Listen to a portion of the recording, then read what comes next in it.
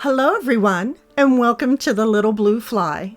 In today's video, I would like to invite all of you here in my living room in front of my cozy fireplace on this chilly morning.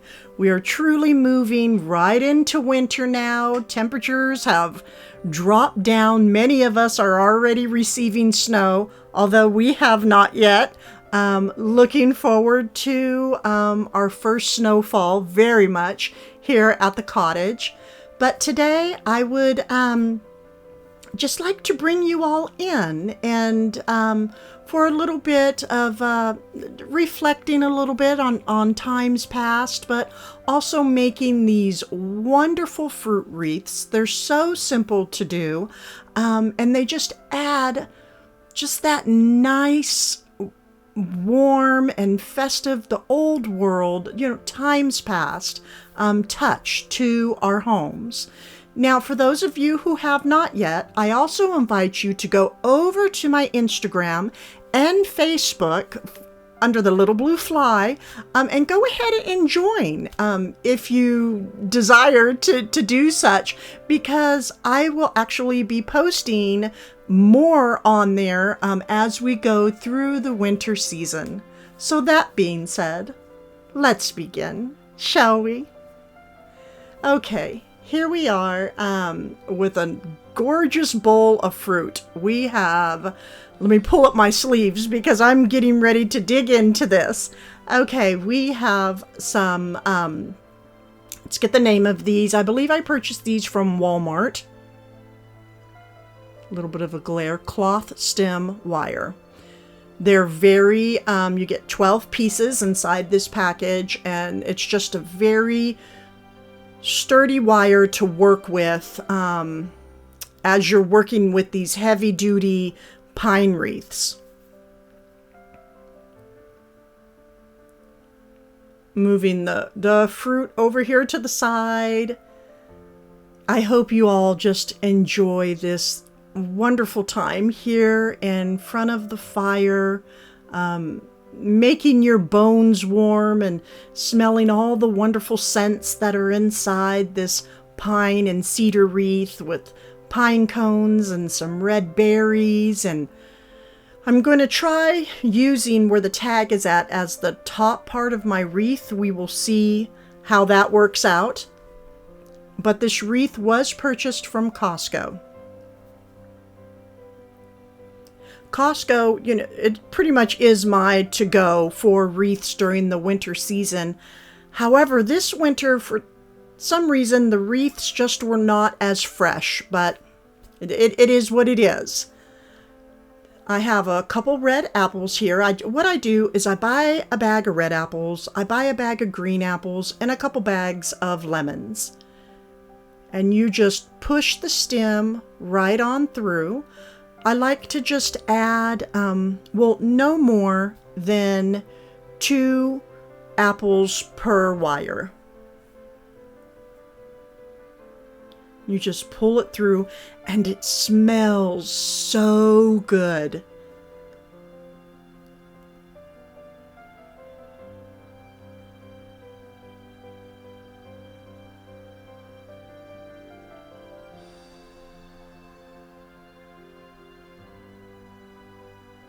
And basically, you just place the fruit to, wherever it is, to your liking, pretty much.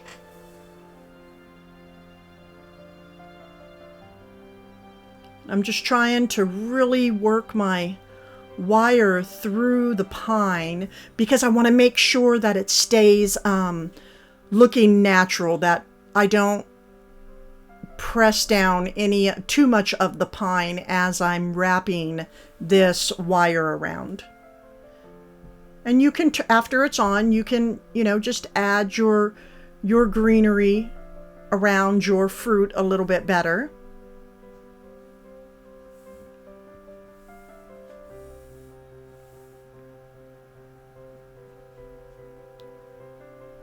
And then I will also be placing in these green apples. A lot of them will be maybe singular, just one on the wire.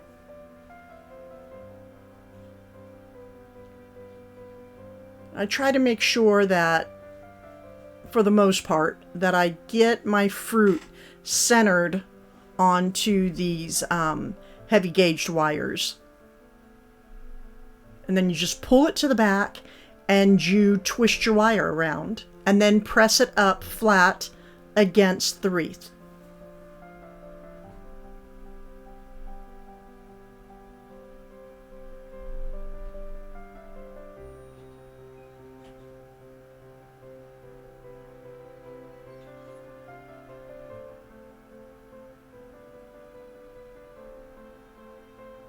I could just run my hands through the pine all morning. Okay, and here we have a lemon. The lemon is just, you know, a little bit tougher, but not that hard at all, because you have to push through that gorgeous rind. Again, it smells wonderful. The lemon and the apples and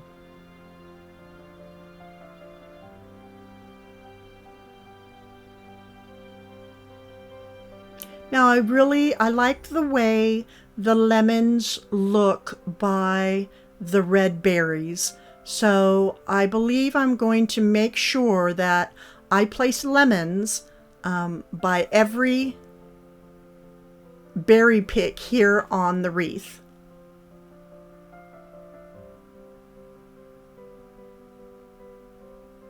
Now it's, here we go again, pluck and play, right? Placing fruit here and there.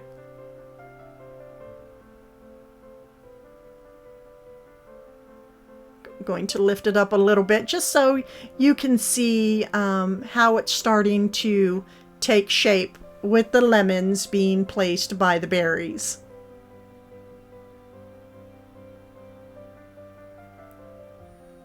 And we have some cedar through here. Now, quite a bit of it I did have to snap some branches off because, again, they just, they weren't so, the wreaths weren't so fresh this year.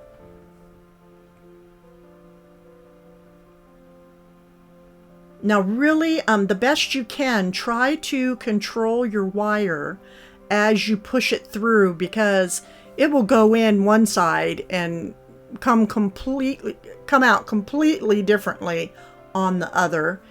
And what I'm trying to do is keep it as low, the wire as low as I can onto the fruit, but high enough to where it can't break through the fruit and off, if that makes sense.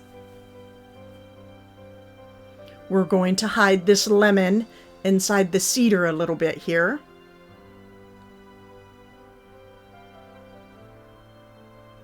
Another thing, when you're working with these, they can cause a little bit of battle wounds.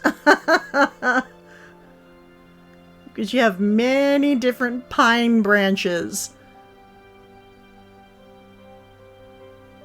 And again, you pull the wire through all the way to the back, and then you twist it and you press it up against the wreath. And then just work your cedar and your pine, work it through and around all of your fruits.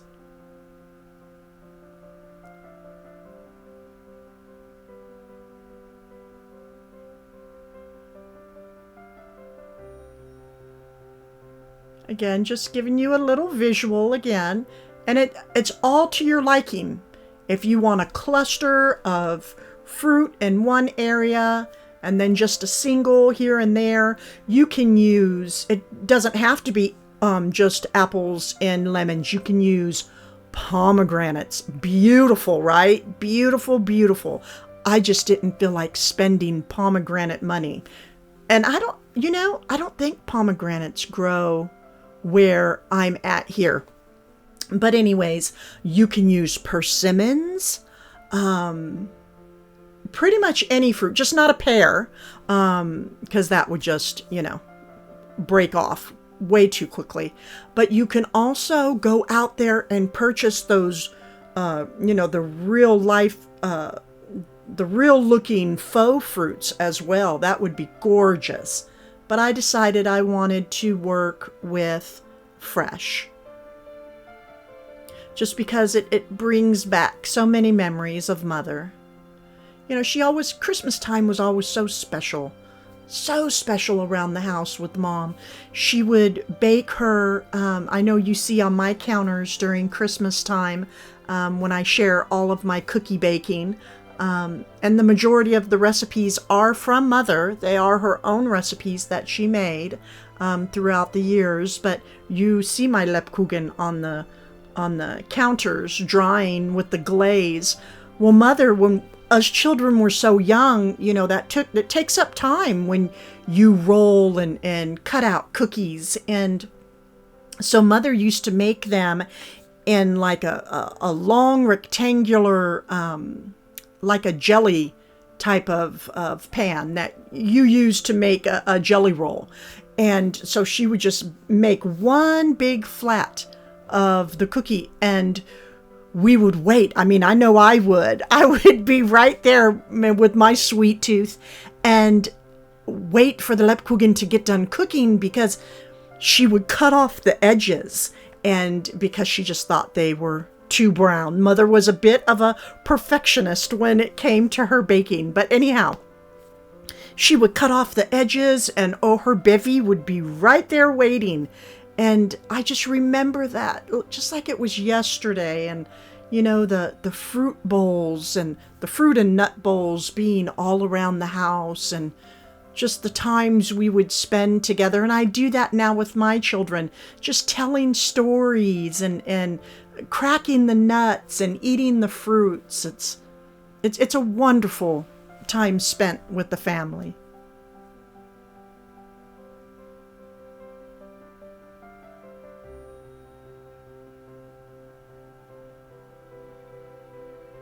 Okay, so as you can see, I have some singles and doubles and then clusters of fruit, and working around the pine cones and the berries. And again, you can use the faux if you want to, and the persimmons and the pomegranates, and there's oranges. Oh, oranges would be beautiful in a wreath.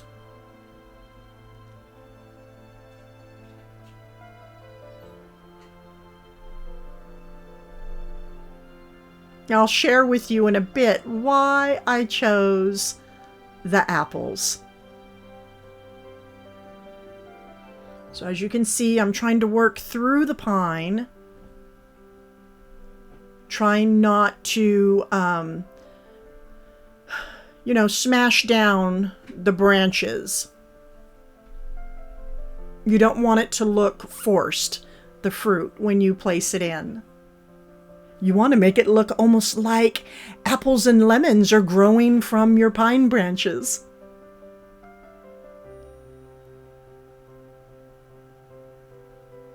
On the fire in the back, it's just, oh, I'm getting a good fire this morning. Because this older stone home, it can get very chilly on the bones.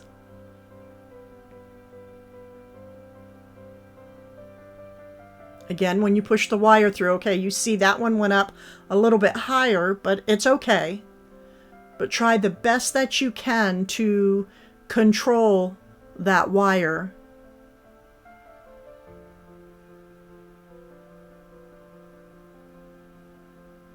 And yes, it is very messy, but very rewarding. And I do not mind one bit cleaning up pine needles, because it just smells so good. You know, years ago with my boys, when they were just little, we would always go out like 3 weeks before Christmas, and we would go pick out that real Christmas tree, and whoever was selling, you know, they would always have their stove out there. Not stove, it was like a big barrel that was filled with wood, and the fire would be roaring, and some of them would serve refreshments, and we would always have a real tree. But now things are just a little bit different, and I now go with the faux tree. And I really welcome the real pines, the branches, and the wreaths inside the home.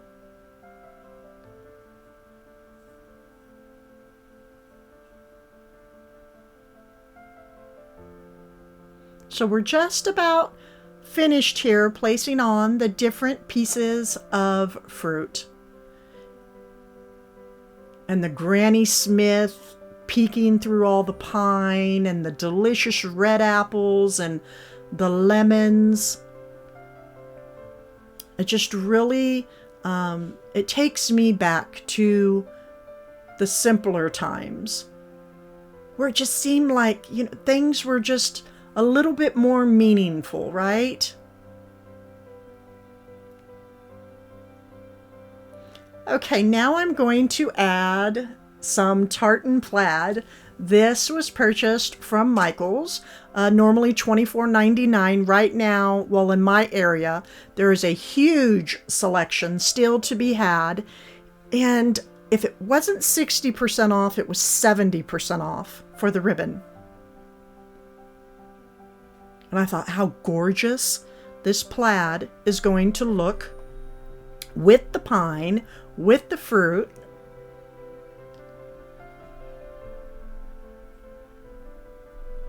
And after all, this is going outside, so I wanted to make sure not to get too much of a decorative ribbon, because this wreath will be staying out for winter. They probably will not come down until January, the end of January sometime. Now, I'm sure the fruit won't last that long. I'm sure the birds are going to come to peck, and that's great. They are welcome to these wreaths.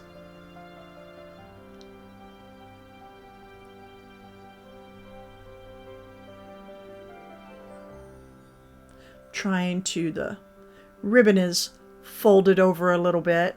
So again, you just make what I call a bunny ear, gather in the center, and then twist the ribbon around.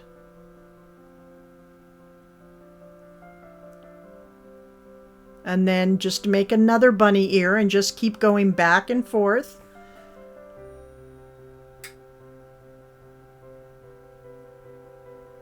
And then I'm just going to gather it with some ribbon. With some wire. So again, you just make a bunny ear, and then you twist it and gather it in the center. And then with your wire, just wrap it around the ribbon and place it onto the wreath. And here we just have a gorgeous, festive wreath.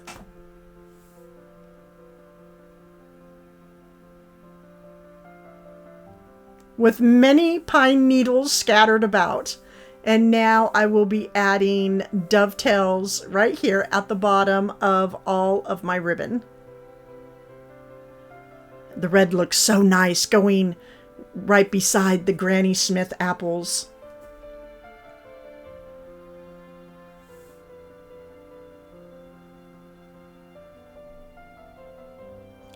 Now I might tuck some over here to the side. However, I do love how a ribbon just gracefully and its simple way just falls down from a wreath. We'll see what I decided in the end.